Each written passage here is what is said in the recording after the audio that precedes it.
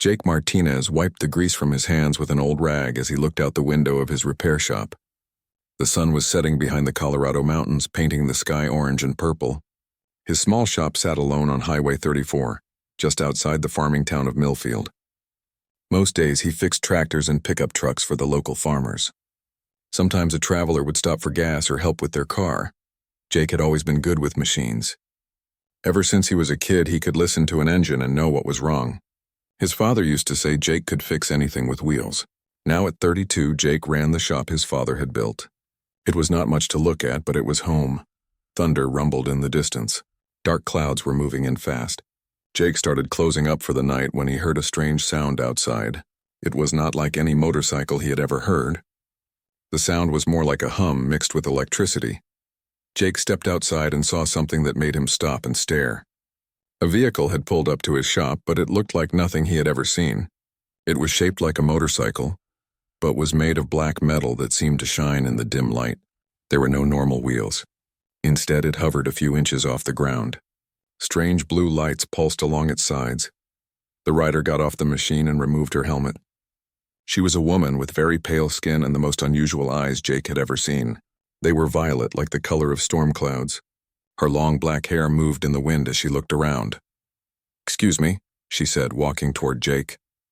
Her voice had a strange accent he could not place. "I am having trouble with my vehicle. Are you able to help?"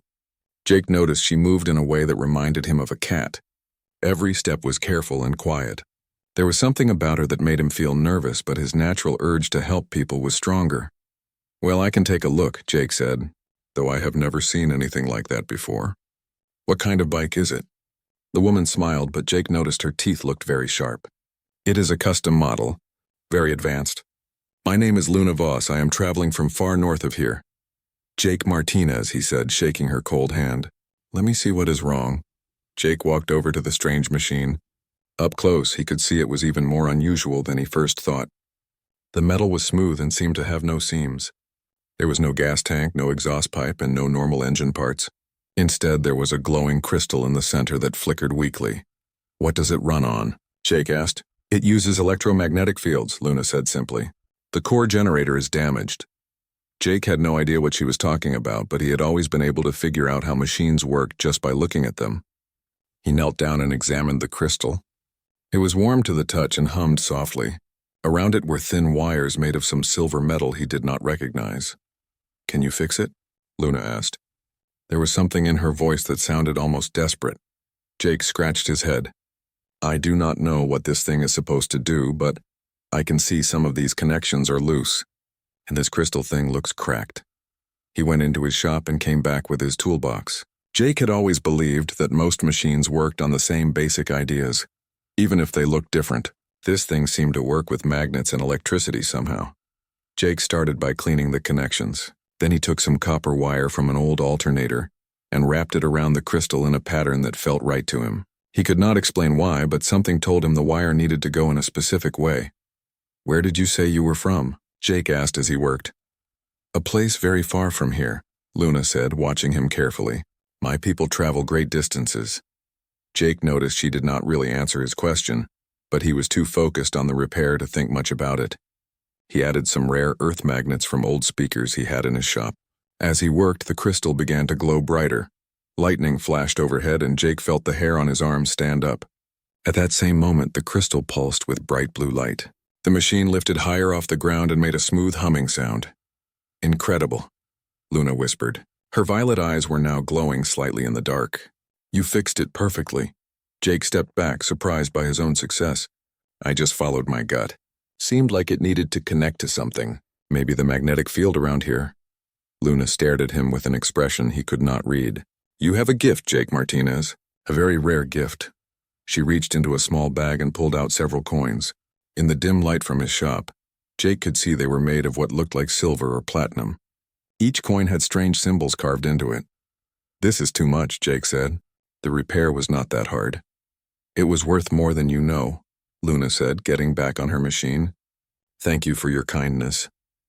"Wait," Jake called out as she put on her helmet. "Will I see you again?" Luna paused. "Perhaps. The universe has strange ways of bringing people together." With that, she guided her machine onto the highway and disappeared into the stormy night. Jake watched until her lights were gone, then looked down at the strange coins in his hand. As he locked up his shop, Jake could not shake the feeling that something important had just happened. The woman, Luna, was not normal. Her machine was definitely not from any company he knew, and the way it worked with magnets and electricity was beyond anything he had seen. But Jake was a simple man who fixed machines for a living. He figured maybe she was some rich inventor testing new technology. People had strange hobbies, especially rich people. He put the coins in his pocket and went home to his small house behind the shop. That night, as rain pounded on his roof, Jake dreamed of glowing crystals and violet eyes. He had no idea that his simple act of kindness had just helped a scout for an ancient alien race. A race that had been searching the galaxy for Earth for thousands of years. In the morning, Jake would go back to fixing tractors and trucks. But the universe was about to become a much more interesting place. 3 weeks passed since Luna Voss had visited Jake's shop. He kept the strange platinum coins in a drawer, sometimes taking them out to look at the weird symbols. He had tried to research them online but found nothing. Whatever language they were written in, it was not from any country on Earth. During those weeks, Jake noticed odd things happening around Millfield. The radio in his shop picked up signals that sounded like voices speaking in unknown languages. Electronic devices worked better than they should. Old Mrs. Henderson's ancient television suddenly got perfect reception. The town's cell phone tower started working twice as well as before. Jake also noticed strange lights in the sky at night. They moved too fast and too quietly to be airplanes. When he mentioned it to other people in town, they said they had seen the lights too. Most folks figured it was military aircraft from the Air Force Base 200 miles away, but Jake had a feeling it was connected to Luna somehow. Far above Earth, Luna sat in the command center of a ship that looked like a black diamond floating in space. She was typing a report on a screen, made of the same glowing crystal material as her bike's engine. Her fingers moved quickly as she wrote in the flowing symbols of her people's language. Report on Earth electromagnetic compatibility, Luna typed. Planet designation Terra 3 exceeds all expectations. Magnetic field strength optimal. Electromagnetic resonance patterns ideal for our technology. Core energy signature matches ancient recordings from the homeworld. Luna paused and looked out the window at the blue and green planet below. Earth was beautiful in a way that made her feel emotions she had not experienced in centuries. Her people, the Sanguine Dominion, had been traveling through space for so long that most of them had forgotten what it felt like to want a home. Additional note, she continued typing. Local population shows unexpected technological intuition. Subject Jake Martinez demonstrated ability to repair our technology using primitive materials. This suggests humans may have natural electromagnetic sensitivity. Luna stopped typing and thought about Jake. There was something about the human that fascinated her. He had fixed her bike not through advanced knowledge, but through some kind of instinct. He seemed to understand how electromagnetic fields worked without any training. This was very unusual. On most planets, the local creatures were either too primitive to understand technology, or too different to work with it. But humans were different. They had built machines that used electromagnetic principles without fully understanding them. Their brains seemed wired to work with the same forces that powered sanguine technology. Luna's communicator beeped. A message was coming in from the Dominion fleet still months away from Earth. The message was from Commander Draven Nash, her military superior. His face appeared on the screen, pale and sharp-featured like all their people. Agent Voss, Draven said, "Your reports are interesting.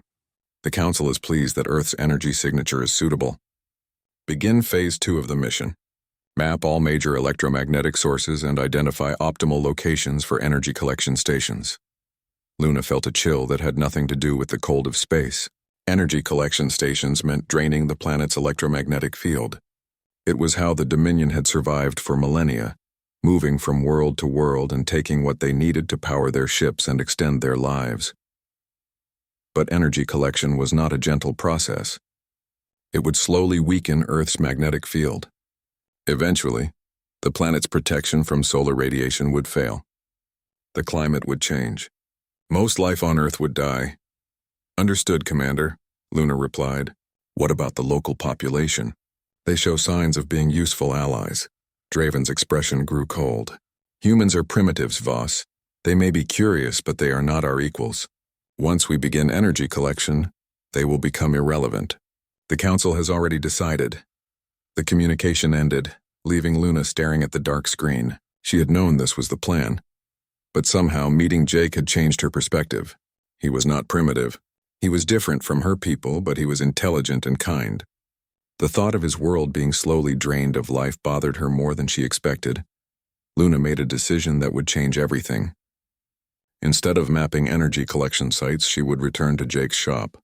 She needed to understand more about human electromagnetic sensitivity. Maybe there was another way, a way that did not require destroying Earth. 2 days later, Jake was working on a farmer's broken hay baler when he heard the familiar humming sound outside. He looked up and saw Luna's strange bike hovering in his parking lot. This time she was not wearing a helmet, and he could see her violet eyes clearly in the daylight. "Hello again, Jake Martinez," she said as she walked into his shop. "I need your help once more." Jake wiped his hands on his coveralls and smiled. "Sure thing. What is wrong with your bike this time?"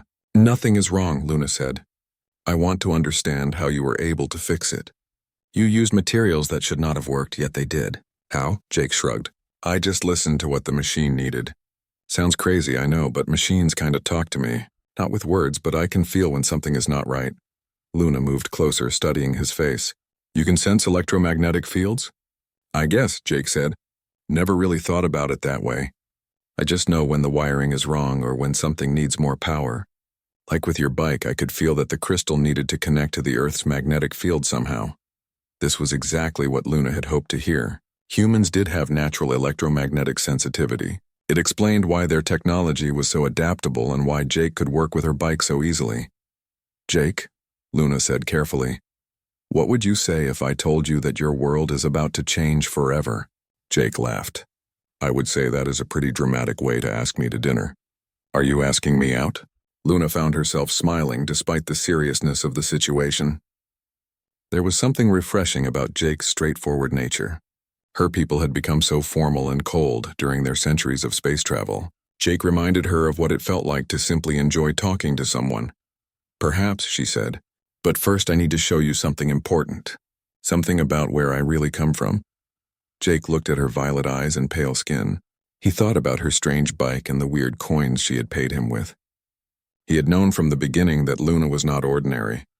"All right," he said. "I am listening." Luna took a deep breath. She was about to break every rule of first contact, but she had to try. If humans really could work with their technology, maybe there was a way to save both species. Maybe the Dominion did not have to drain another world dry. "Jake Martinez," she said, "I am not from the North. I am not even from this planet, and your world is in more danger than you can imagine." Jake stared at Luna for a long moment. Then he started laughing. "Okay, I get it," he said, wiping his eyes. "You are one of those people who believes in aliens and flying saucers. That is fine. Your bike is definitely weird enough to be from outer space." Luna's expression did not change. She was completely serious. "Jake, I am not joking. I am what your people would call an alien. My species left Earth long ago, before humans built their first cities. We have been traveling through space ever since, looking for a way to come home." Jake stopped laughing. Something in Luna's voice made him pay attention. She sounded sad and tired, like someone who had been carrying a heavy burden for a very long time. "Let us say I believe you," Jake said slowly. "What does that have to do with me fixing your bike?" Luna walked over to the hay baler Jake had been working on. She placed her hand on the engine and closed her eyes. The broken motor suddenly roared to life, running smoother than it had in years. Jake jumped back. "How did you do that?" "My people can manipulate electromagnetic fields directly," Luna explained. "It is how we power our technology and how we survive in space. But Earth is special, Jake. Your planet's magnetic field is stronger and more stable than any we have found. It makes our abilities much more powerful." She gestured toward Jake's tools scattered around the shop. "But you humans have something we lost long ago. You can understand machines without special powers. You fixed my bike using only your instincts and some spare parts. That should have been impossible." Jake was quiet for a moment, trying to process what Luna was telling him. It sounded crazy, but he had seen her make the hay baler work with just a touch, and her bike was definitely not normal. "Okay," he said finally. "Let us say you really are an alien. Why are you telling me this?" Luna's violet eyes grew darker. "Because my people are coming, Jake. A fleet of ships carrying millions of my kind. They are coming to harvest Earth's electromagnetic energy. Harvest? Jake did not like the sound of that word. They will build machines that drain your planet's magnetic field, Luna continued. It will give my people the power we need to survive, but it will slowly destroy Earth. Your magnetic field protects you from solar radiation.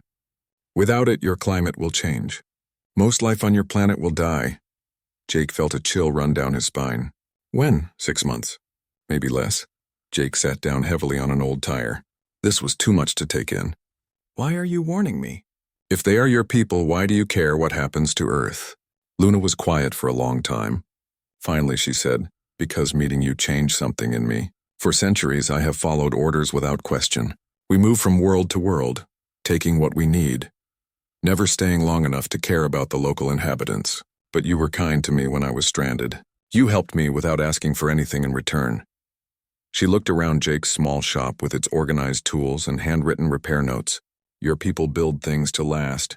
You fix what is broken instead of throwing it away. My people have forgotten how to do that.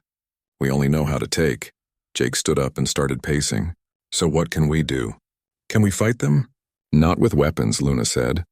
My people are very advanced. But there might be another way. If I could prove that humans and my people can work together, maybe the council would consider a different approach. What kind of different approach? Luna pulled out a small device that looked like a crystal wrapped in silver wire. I have been studying Earth's electromagnetic field. It is not just strong, it is renewable.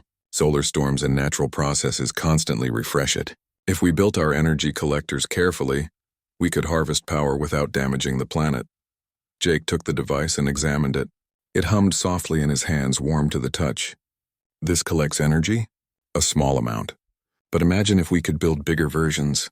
Your people could have unlimited clean energy. My people could have the power they need to survive. Both species would benefit. Jake could see the possibilities. Clean energy would solve so many problems on Earth. But there was one big issue. Luna, who is going to believe this story? If I walk into the government and say aliens are coming to steal our planet's energy, they will lock me up. Luna smiled for the first time since she had started talking. That is why I need your help to contact someone who will believe us. Someone who studies electromagnetic phenomena. Jake thought for a moment. There is Dr. Amanda Foster. She used to teach at MIT, but now runs a private research lab about 50 miles from here. She studies weird electrical stuff that the government will not fund. If anyone would believe us, it would be her. Can you contact her? I can try. Jake walked over to his computer and started typing. Dr. Foster's research facility had a website that talked about unexplained electromagnetic events. Jake had read some of her papers online and found them interesting, even if he did not understand all the science. While Jake worked, Luna walked outside to her bike. She touched a panel on the side and it opened to reveal a communication device. She began typing a message to Commander Draven. Request permission to extend reconnaissance mission, she typed. Have identified potential human allies with advanced electromagnetic understanding. Recommend diplomatic contact before fleet arrival. A few minutes later, Draven's response came back. Request denied. Humans are not suitable for alliance. Continue with original mission parameters. Map energy collection sites immediately. Luna stared at the message. Draven was not interested in alternatives. The Council had made their decision based on thousands of years of experience with primitive worlds. They would not change their minds based on one agent's feelings, but Luna was not ready to give up. She deleted Draven's message and did not respond. For now, she would continue working with Jake. Maybe together they could find a solution that would save both their peoples. Jake came back outside with a printout. Good news, Dr. Foster is interested in meeting. I sent her some pictures of your bike and she wants to see it in person. She is driving down here tomorrow. What did you tell her? That I met a traveler with some very advanced electromagnetic technology who might be willing to share information about clean energy research. Jake grinned. I figured we would ease her into the whole alien thing. Luna nodded. That is wise. Humans are not used to the idea that other intelligent species exist. As the sun began to set, Luna prepared to leave. But before she got on her bike, she turned to Jake. Jake, I want you to know that whatever happens, I am grateful for your kindness. It reminded me that there are things worth protecting in this universe. Jake watched her drive away into the gathering darkness. Tomorrow he would meet with Dr. Foster and try to convince her that aliens were real and coming to Earth. It sounded impossible, but he had learned that impossible things happened more often than people thought. He just hoped they could find a solution before Luna's people arrived. The universe had suddenly become a much more dangerous place. Dr. Amanda Foster arrived at Jake's shop the next morning in a pickup truck, loaded with electronic equipment. She was a woman in her 50s with gray hair pulled back and sharp blue eyes that seemed to notice everything. Jake had been nervous about meeting her, but she put him at ease immediately. "Mr. Martinez," she said, shaking his hand firmly, "your email was very interesting. I have been studying unexplained electromagnetic events for 20 years, and I have never seen anything like the photos you sent." Jake led her into his shop where Luna was waiting. Dr. Foster stopped when she saw Luna, studying her pale skin and violet eyes with scientific curiosity. "This is Luna Voss," Jake said, "the owner of the unusual vehicle." "Dr. Foster," Luna said politely, "Jake tells me you study electromagnetic phenomena." "Among other things," Dr. Foster replied. "May I examine your motorcycle?" For the next hour, Dr. Foster crawled around Luna's bike with various instruments, taking readings and measurements. Her excitement grew with each test. "This is incredible," she muttered, looking at her instruments. "The energy output is off the charts, but there is no fuel source. And these materials, I have never seen anything like them." Finally, she stood up and looked directly at Luna. "This technology is not from Earth, is it?" Luna glanced at Jake, who nodded encouragingly. "No, Dr. Foster, it is not." Dr. Foster was quiet for a long moment. Then she surprised them both by laughing. "You know, I have been waiting my entire career for this moment. The day someone would finally prove that we are not alone in the universe." "You believe us?" Jake asked. "Mr. Martinez, I have been tracking electromagnetic anomalies around this area for months. Strange signals, unusual energy readings, atmospheric disturbances that do not match any known natural phenomena. Something has definitely been happening here." She gestured to Luna's bike. "And this machine proves it." Luna stepped forward. "Dr. Foster, there is more you need to know. My people are coming to Earth, and they do not come in peace." Dr. Foster listened carefully as Luna explained about the Sanguine Dominion, their need for electromagnetic energy, and their plan to drain Earth's magnetic field. When Luna finished, Dr. Foster was quiet for a long time. "How long do we have?" she finally asked. "Less than 6 months," Luna replied. Dr. Foster nodded grimly. "Then we need to work fast. If what you are saying is true, we need to contact the government immediately." "Will they believe us?" Jake asked. "Not at first," Dr. Foster admitted, "but I have contacts in the scientific community and the military. People who have been tracking the same anomalies I have. If we can demonstrate this technology and provide proof of the threat, we might be able to convince them." Luna reached into her bag and pulled out the small energy collector she had shown Jake. "We have been working on an alternative solution. Instead of draining your planet, we could build collectors that work with Earth's natural processes." Dr. Foster examined the device with obvious excitement. "This harvests electromagnetic energy without depleting the source." "Exactly. It channels excess energy from solar storms and natural fluctuations. Your planet produces more electromagnetic energy than it uses. We could take what you do not need without harming anything." Jake had been watching both women get excited about the science, but he was worried about something else. "Luna, what about your people? Will they even consider this alternative?" Luna's expression grew troubled. "That is the problem. The Council has been using the old methods for thousands of years. They are not interested in change." "What about your commander, this Draven guy?" Jake asked. "He has already rejected the idea. He believes humans are too primitive to be trusted with our technology." Dr. Foster looked up from the energy collector. "Then we need to prove him wrong. We need to show your people that humans can not only understand your technology, but improve on it." Over the next week, the three of them worked together in Dr. Foster's laboratory. Jake's intuitive understanding of electromagnetic fields, combined with Luna's advanced knowledge and Dr. Foster's scientific training, proved to be a powerful combination. They built a prototype collector that was twice as efficient as Luna's original design. Jake suggested modifications that should not have worked, but somehow did. Dr. Foster provided the theoretical framework to understand why Jake's instincts were correct. Luna contributed materials and energy sources that made the impossible possible. The breakthrough came when Jake had an idea about using Earth's rotation to amplify the collection process. What if we sync the collector to the planet's magnetic field rotation? He suggested. Like tuning a radio to the right frequency. Luna stared at him. That should not work. Planetary rotation frequencies are too slow to affect electromagnetic collection. But when they tested it, Jake was right. The collector's efficiency increased by 300%. How did you know that would work?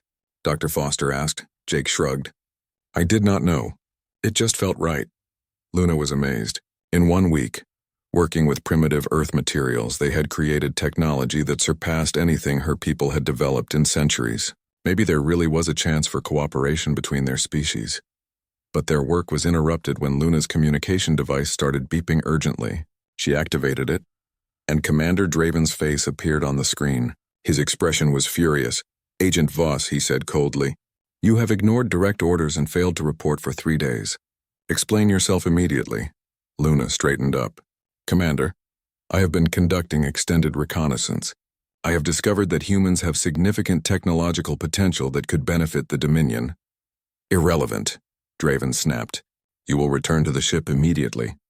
The fleet has accelerated its arrival schedule. We will be in Earth orbit in 2 weeks. 2 weeks? Luna went pale. That is much earlier than planned. The Council decided to move quickly before the local population becomes aware of our presence. Begin final preparations for energy collection sites. The communication ended, leaving the three of them staring at a blank screen. 2 weeks, Dr. Foster whispered. We do not have nearly enough time to convince world governments. Jake was thinking hard. Luna, what would happen if you just refused to follow orders? I would be arrested as a traitor. My own people would consider me an enemy. And what happens if you obey orders? Luna looked at the prototype collector they had built together. Earth dies slowly and my people learn nothing from this opportunity. Dr. Foster stepped forward. Luna, there is a third option. You could help us contact your fleet directly. If we can demonstrate our technology to your council, maybe we can change their minds. That would be incredibly dangerous, Luna said. If the council rejects our proposal, they will consider all of you threats to be eliminated. Jake picked up the prototype collector. It hummed softly in his hands, warm with stored energy. Sometimes you have to take risks to do the right thing. Luna looked at Jake and Dr. Foster, two humans who had welcomed her and worked to find a peaceful solution. They were willing to risk their lives to save both their peoples. All right, she said finally. Let us try to change the universe. The Sanguine Dominion fleet arrived 5 days ahead of schedule. Jake first saw them as tiny lights moving across the morning sky, but they grew larger quickly. Within hours, massive ships hung in orbit around Earth like dark diamonds against the blue sky. World governments panicked. Military bases went on high alert. News stations showed shaky footage of the alien vessels. But before anyone could decide whether to attack or try to communicate, the ship sent a message to every television, radio, and internet connection on the planet. The message was simple and terrifying. People of Earth, we are the Sanguine Dominion. We have returned to reclaim our homeworld. You will not be harmed if you do not interfere with our operations. Resistance is futile. Jake watched the message from Dr. Foster's laboratory, where they had been working around the clock to perfect their prototype. They now had 3 energy collectors that could power a small city without harming Earth's magnetic field. Well, Dr. Foster said grimly, I guess we are out of time for government approval. Luna was at her communication station trying to contact the fleet. I am requesting an audience with the council. As a returning scout, I have the right to present my findings directly to the Empress. Her fingers flew over the crystal controls. After several tense minutes, a response came back. It was not from Commander Draven this time, but from the Empress herself. Empress Selena Kane's face appeared on the screen. She was ancient even by Sanguine standards, with pale skin like marble and silver hair that seemed to move by itself. Her violet eyes held the wisdom and coldness of someone who had ruled for over 1,000 years. Agent Voss, the Empress said in a voice like winter wind. Commander Nash tells me you have been compromised by contact with the local population. You will report to the flagship immediately for debriefing. Your Majesty, Luna said formally, I request permission to present alternative solutions for energy collection on Earth. I have discovered that cooperation with humans could benefit both our species. The Empress's expression did not change. Cooperation? Agent Voss, we are not here to cooperate. We are here to survive. The Council has already approved standard energy collection procedures. But, Your Majesty, humans have unique abilities that could help us develop more efficient collection methods. I have proof. There was a long pause. Finally, the Empress said, "You have 1 hour to present your evidence. Transport will arrive shortly. Come alone." The communication ended. Luna turned to Jake and Dr. Foster. "I have to go alone. It is too dangerous for humans aboard our ships." "No way," Jake said firmly. "We are in this together. Besides, how are you going to demonstrate human abilities without any humans?" Dr. Foster nodded. "Jake is right. If you want to prove that humans can work with your technology, you need us there." Luna looked at them with something that might have been affection. "You do not understand. If the Council rejects our proposal, they will consider you enemies. They might kill you immediately." "Luna," Jake said gently, "my whole planet is about to die if we cannot change their minds. I would rather take the risk than hide while everyone I know gets slowly poisoned by radiation." A few minutes later, a small ship descended from the fleet. It was sleek and black, making no sound as it landed near the laboratory. The door opened to reveal 2 sanguine guards in dark armor. Jake, Luna, and Dr. Foster climbed aboard with their prototype collectors and all of Dr. Foster's documentation. As the ship lifted off, Jake got his first close look at the massive vessels hanging in Earth's orbit. The flagship was larger than any building Jake had ever seen. Its surface was covered in spires and strange geometric patterns that seemed to shift and move. As their shuttle approached, Jake realized the patterns were energy collection arrays, already beginning to charge up. Inside the flagship, they were escorted through corridors that seemed to be carved from black crystal. The walls pulsed with purple light, and Jake could feel electromagnetic energy flowing through everything around them. The council chamber was enormous, with a ceiling that stretched up into darkness. 12 ancient sanguines sat in chairs carved from meteoric stone, with the Empress at the center. Commander Draven stood to one side, his expression angry and contemptuous. "Your Majesty," Luna said, bowing formally, "I present Jake Martinez and Dr. Amanda Foster, representatives of humanity."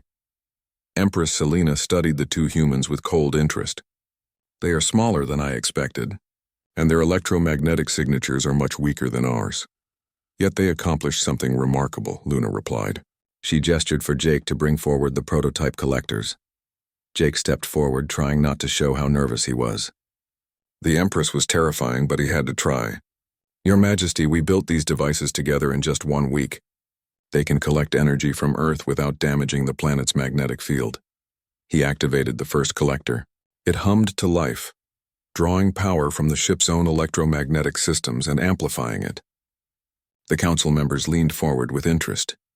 "Impossible," Commander Draven said. "Humans do not have the knowledge to build such devices." Dr. Foster stepped forward with her tablet full of technical data. "We documented the entire process. Human intuitive understanding of electromagnetic fields, combined with your advanced materials, created something neither species could achieve alone."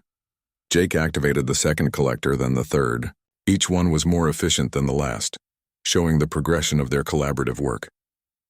"Jake came up with modifications that our science said should not work," Luna explained. "But they do work, because humans have a natural connection to electromagnetic fields that we have lost." The Empress stood up from her throne and walked down to examine the collectors personally. She held one in her hands, and Jake could see her testing it with her own abilities. "Show me," she commanded Jake. "Show me how you improved our technology." Jake took the collector and opened the access panel. "Here you can see the standard crystal matrix, but if you adjust the copper wire pattern to match Earth's magnetic field rotation and add these rare Earth magnets at specific points." He made the adjustments as he spoke. The efficiency increases by 300%. The Empress watched intently as Jake worked. When he finished, the collector glowed brighter than any of the others. "How did you know to make those adjustments?" she asked. Jake shrugged. "I just listened to what the machine needed. It is like tuning an engine. You can feel when everything is working together properly." For the first time, the Empress looked genuinely surprised. "You can sense electromagnetic harmonics without technological assistance?" Most humans can to some degree, Dr. Foster said. We just never realized it was special. The council members began talking among themselves in their ancient language. Jake could not understand the words, but he could hear excitement in their voices. Finally, the Empress raised her hand for silence. This changes things, she said. If humans truly have this natural ability, they could help us develop energy collection methods we never imagined. Commander Draven stepped forward angrily. Your Majesty, this is a trick. Humans are primitive. They cannot be trusted with our technology. Yet they have already improved it, the Empress replied coolly. In 1 week they accomplished what our scientists have not achieved in centuries. She turned to Jake and Dr. Foster. What do you propose? Dr. Foster spoke up confidently. A partnership. We build energy collection stations together. Your people get the power you need to survive. Our people get clean energy technology and proof that we are not alone in the universe. Both species benefit. The Empress considered this for a long moment. And if we agree to this partnership, can you guarantee that your people will cooperate? Jake answered honestly. We cannot guarantee anything. Humans can be difficult and suspicious, but if you prove that cooperation is better than conquest, most people will choose cooperation.